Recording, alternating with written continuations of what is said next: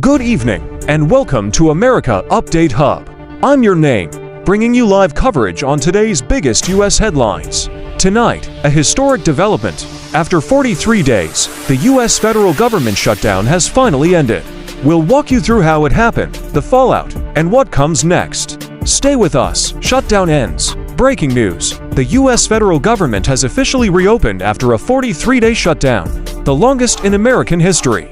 Here's how it all unfolded. Congress passed a compromise spending bill, and President Donald Trump signed it on November 12th. In the House of Representatives, the vote was close, to 122 in favor, to 109 against. Some Democrats crossed party lines to support the deal.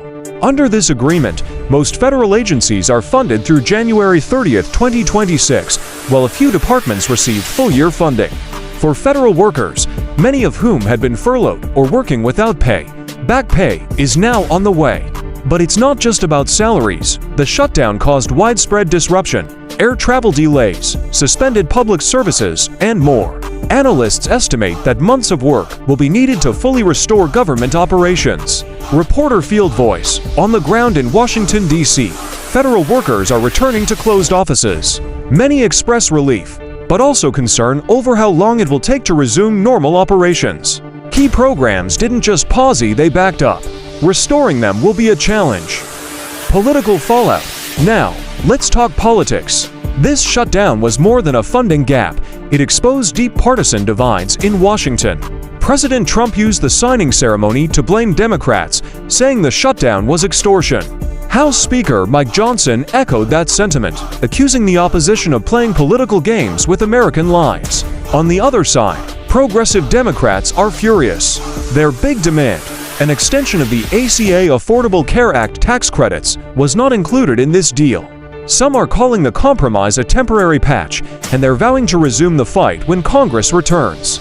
Political analysts say this deal could be a double-edged sword. While it ends a crisis now, it may sow the seeds for another showdown in January. And with midterm elections on the horizon, both parties see this as an opportunity. Republicans tout the deal as a win, while Democrats frame it as a rallying cry against corruption and mismanagement. Economic and social impact. The shutdown wasn't just a political headache, it had real economic consequences. Federal agencies that were shuttered or minimally functioning disrupted daily life. Flight delays and air travel chaos emerged as key issues. Millions of Americans rely on food assistance programs like SNAP. During the shutdown, their stability was at risk.